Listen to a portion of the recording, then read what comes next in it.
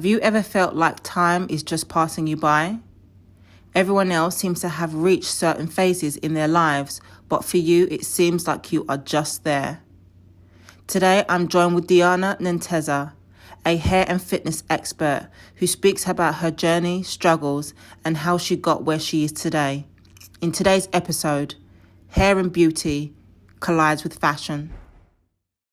Thank you so much for coming. You're welcome. And so if you tell the audience a little bit about yourself and how you began your business. Well, as you said, my name is Diana Nanteza. I'm the owner and founder of azitehair.com, where we supply wigs and hair extensions globally. And that's pretty much it. You know, I'm a fun woman, down to earth.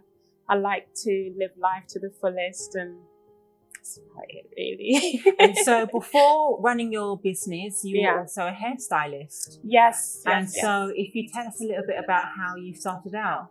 So I was a hairstylist for 15 years, or coming to 15 years. Wow. I simply started because I didn't have stay in the country at the time. So when I say stay, I mean I didn't have citizenship to be able to work. And so, of course, knowing that I didn't have that, I had to figure out a way to make money because I wasn't able to be hired at the time. So while every one of my friends jetted off to university, I didn't have a choice to go to university. I didn't have a choice to do a lot of things. So I just simply started doing hair. It's not something I wanted to make into a career, but I'm the kind of person, if I get into something, it's 100% or nothing at all. Mm-hmm. So as I started to kind of like, you know, expand my knowledge, I made sure to study, you know, the hairstylist that I was working with at the time. Okay. And I built myself up to such a level that I just wanted to take it to another level and have my own hair company. So, yeah. That's how it all began. And so, I mean, for me, particularly in fashion, it's particularly when we're doing, or people are doing runway shows, it's a real collaboration with the designer and the hairstylist and the makeup artist. And so when you are doing different clients' hair or creating the wigs, how do you take that into consideration? Well, the thing is, when I'm doing hair, I most likely speak to the individual themselves. I try not to categorize them because everyone's kind of different. Everyone's looking for a different look. And so when you're dealing with a customer, you really do have to consider that there may be other things going on in their lives. And there's a certain kind of character that they're trying to portray in their lives. Or sometimes they're trying to upgrade themselves and maybe they want a different style. So it's just about just having that personal conversation with your clients. And just a lot of my clients are my friends, like they've turned into friends. Absolutely. Although I've taken a step back from styling in the salon because now I just deal with the business online. So I no longer do the personal styling like I used to. Now we just literally just make the orders and ship them off to different countries. Whereas before I was able to have like a more personal conversation with my customers. And actually, I've known some of them for so long, like from when they were single to married to now they have children. And it's just a whole journey. So that's how you're able to know what fits who and what suits who, just by having those conversations with them. And so would you say with the move of kind of digital and the move of technology, that actually from being a hairstylist to then pivoting to making and selling hair products or your wigs globally, would you say that was a real defining moment or how did you and why did you make that pivot from hairstylist to selling hair? Because wigs are an amazing protective style. They are. Because your hair is That's protected. How I grew my hair. Yeah, you have amazing hair. And I'm sure you get that all the time. That's exactly how I've grown my hair. And funny enough, so the question that you asked me, I always wanted to make money while I sleep. Okay. And I've always said that to myself. I believe in working smart and not hard. And so I thought to have an online platform simply because it allows me to have a more flexible lifestyle. Okay. I didn't want to be stuck in a business where, if I'm not there, it's not working. Okay. Or, you if you have, like, say, a building, you have to think about rent. You have to talk about, there's more expenditure involved. So I started an online business just simply because I just wanted that flexibility. Because I've watched a few videos and where you've spoken about your journey from coming into the country and really just persevering and kind of God blessing the hands of your labor at that time, which you've mentioned that is doing hair. And so although you didn't have citizenship, that you thought, okay, what can I do to earn a living? And so through doing the hair, God was then able to bless you more and bless you more, to now having your own business and selling products. But how was it for you from having nothing? Because your story really touched me. And it's so inspiring for people to understand, humble beginnings, and then even getting to this point, the continued commitment to running your business that's required. So how is your journey and your story, that for anyone that hasn't heard it, how has that been? When I think of my journey, I relate back to the story of Joseph and the journey that he had to go through in Christ giving him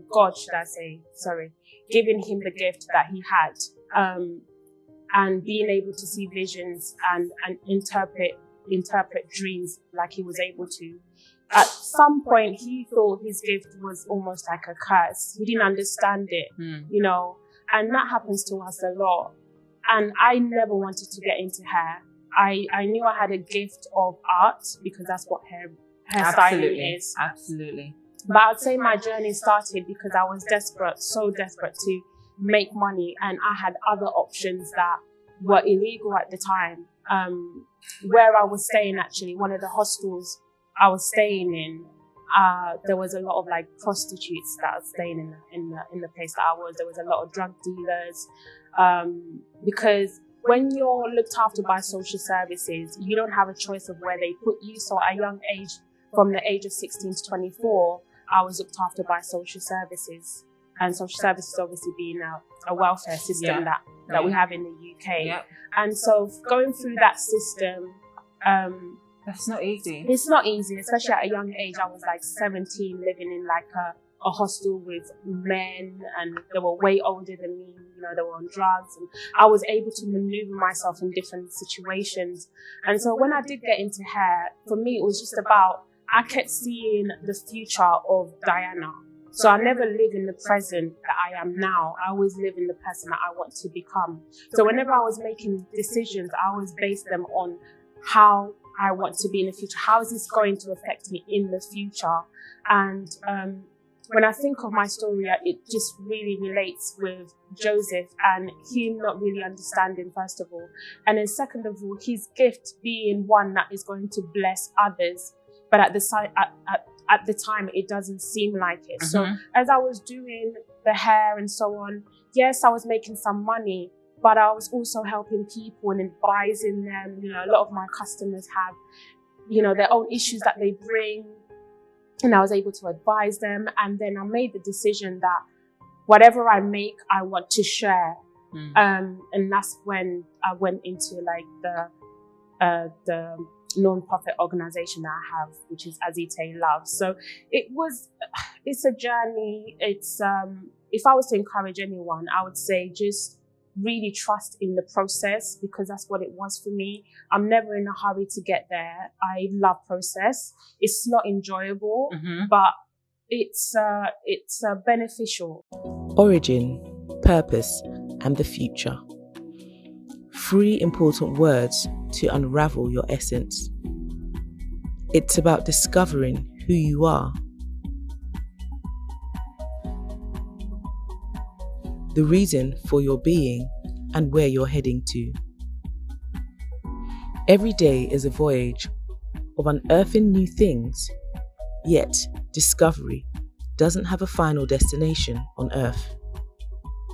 The most important questions are, where are you heading to? What are you aiming for? Understanding will reach its limit someday.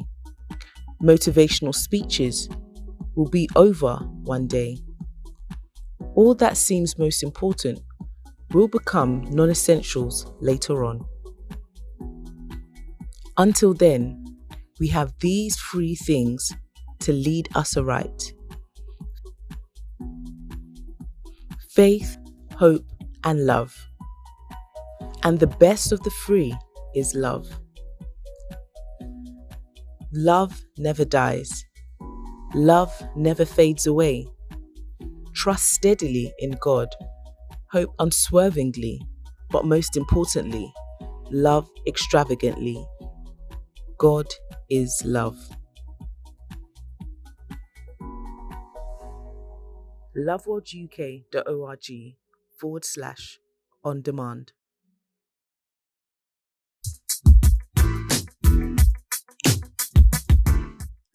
And tell us a little bit about Azita Love. What is that? Oh, for anyone that doesn't know. It's my baby. Well, not just myself, by the way. I don't work alone. I work with my sister. Her name is Angela, and we're literally building a community of women in Uganda who are able to support each other and encourage each other.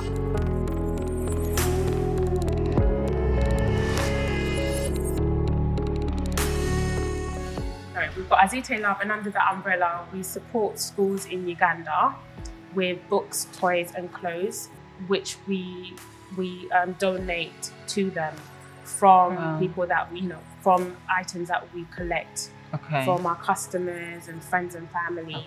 And the proceeds that come from the business, a percentage of each sale goes towards shipping those things to Uganda.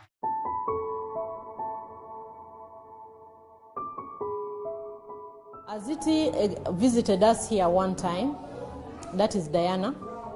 Paid the courtesy visit here, and she got excited about the whole arrangement of the school. So she's driving quite a lot of support for us, and we are excited. There's much more coming. I'm positive. But the little they have provided so far in terms of play materials, reading, and study equipment is quite enormous, and it has a great impact for us.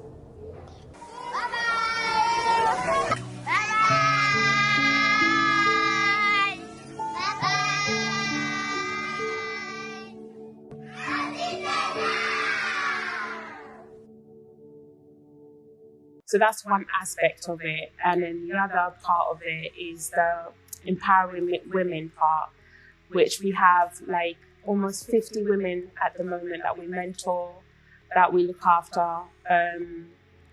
At the time, actually, the present time now, it's just really difficult for them. So we've been, mentoring them, helping them, encouraging them. We've got a WhatsApp group that we have for them. Wow. Yeah, and it's just, for me, it's just really important because I understand the journey of wanting to be better, but then having other things hold you back. So we've actually called that More Than Hair. That's what that part of the charity is. Yeah, More Than Hair, because we are more than hair. Absolutely. As a company, we believe that it's not just about how you look, it's also about, the inside, the internal, and what you represent. And the internal will affect the external. So you are a beautiful woman, but you are such a lovely, amazing, beautiful person on the inside. A fiery woman, but your soft demeanor is nothing to be reckoned with, that's for sure. Thank you so much. You know what? Honestly, it's the love of God that has softened my heart. I used to be a very selfish person. I've become very selfish through Christ, through God, Yahweh, Yeshua. I've honestly, sometimes I can't recognize myself. I was talking to my sister the other day, and I was like, I sometimes don't recognize myself, because not to say that I was a horrible person, but we're selfish without realizing sometimes. It was just about as long as me and my family is okay, my family, my friends, my circle. And that for me now, looking back, is very selfish, because there's also outside of that, those who need your help in inspiration, those who need your help in kind words, gestures, not knowing who's actually looking at you and looking up to you. So my behavior started to change, and considering there are people out there that are inspired by you, so you have to be careful in how you carry yourself. You can't just do, oh, I feel like doing this because I feel like it. You know, that's my life. Yeah, I mean, to an extent, it's your life, but we're all somehow connected as human beings. So yes, it's your life, but it's about purpose at the end of the day, and that's what drives me every day. You know, every single day I have to ask myself, what am I doing? What is my life representing? Who am I trying to become? Are my decisions going to affect me in a good way or a bad way in the future? So, yeah. And what would you feel was the critical moment that you felt God was calling you? Many times. When was the first? Or where did it begin? Or when did it start? Oof. I feel like I've always, even from a young age, I've always had a relationship with God. I wasn't sure on how to maneuver that relationship or how to trust him completely.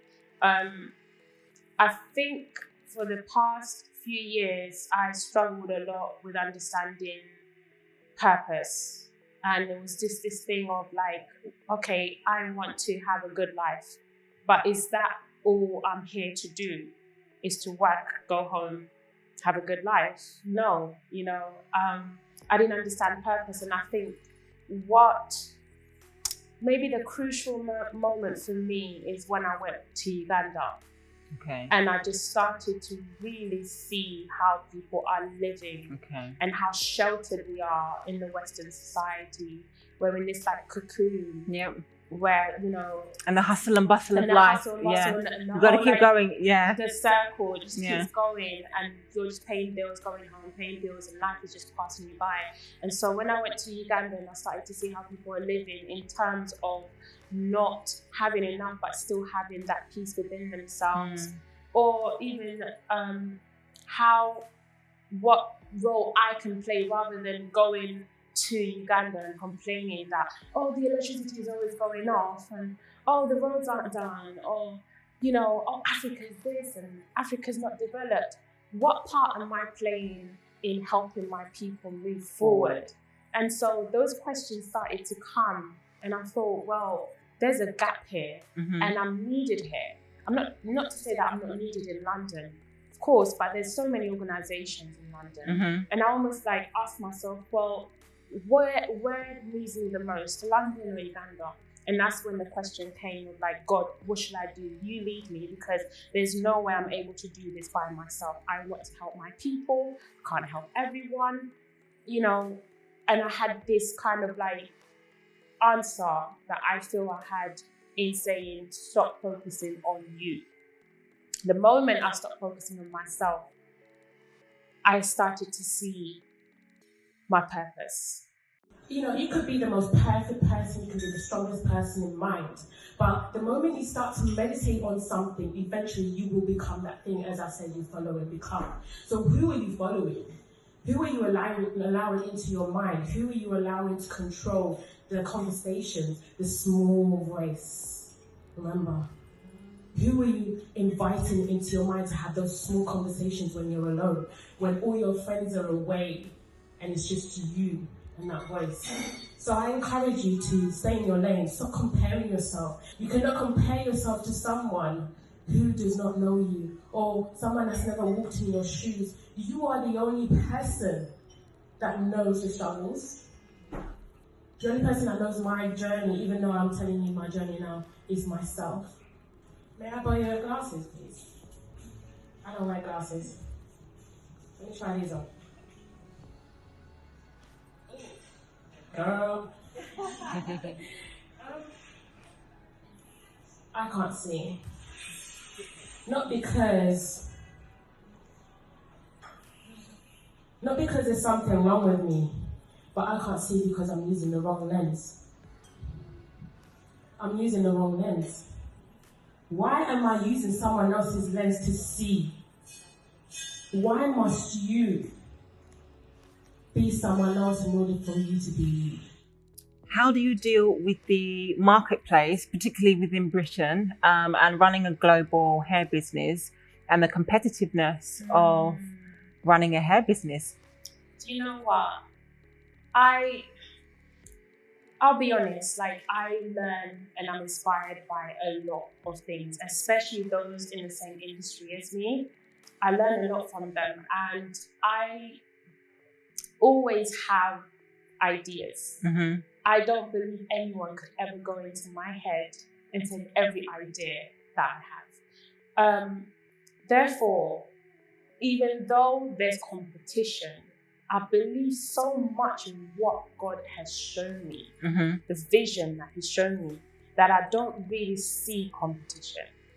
Okay. Only because I'm so focused on hearing from Him that I celebrate others. Mm-hmm. I'm like, I'm inspired by them more so than anything. So I even follow a few of them, and I might even comment on their post and say, well done. In fact, there's a lady who I met in Uganda. She has a hair company there as well, and so I helped her. When she was doing a lot of her, I think she was doing she had a shoot at the time. I went and helped her out because for me, it's such a small industry that there's no need for us to, even though it looks saturated, it's such a small industry, as in like everyone kind of knows everyone. So and there's a lot of the piece of the pie for everyone to have a piece. Enough for everyone to make money. Yeah. And I'm not good at everything. I'm not going to sell everything. So there's things that I'm going to sell that you're not going to sell, and vice versa. There's ideas that I'm going to have that you're not going to have. There's this whole thing of like, be careful, people are copying from me. If you're to copy from me and copy my idea, I'm only going to come out with something else because it was my idea in the first place. So God is only going to give me more and more. Do you see what I'm saying? Absolutely. Like, for me, I'm just inspired by people, and I believe there's enough money for everyone to get money. So what I would say to anyone who wants to get into the hair industry, think of the why. Because whenever I see other companies, I go back to the why I'm doing this. And the reason I'm doing this is because there's a gap in the market for someone who has the ideas that I have. I'm able to meet that demand. And in meeting that demand, I'm also helping people. Because if I don't do this, then other people are not going to benefit from what they're supposed to. So it's almost like I'm cutting myself short, or maybe even taking someone's opportunity from them, because it's a domino effect. You don't do this, you won't help this person, that person won't be able to feed their family. Or you can look at the fact that if you don't do this, then you can't pay your staff and they're not able to benefit and feed their families. So it's always, as I say, about not looking at you. Take your eyes off yourself, take your eyes off your brand, and look further into the effect you want to have on other people. And that will give you the confidence to know where you stand in the industry. Thank you so much for coming, and thank you so much for speaking today. It's really been enlightening. Thank you for having me. Oh, thank you. Thank you for tuning in today. It's been an amazing episode. Until next time, we'll see you soon.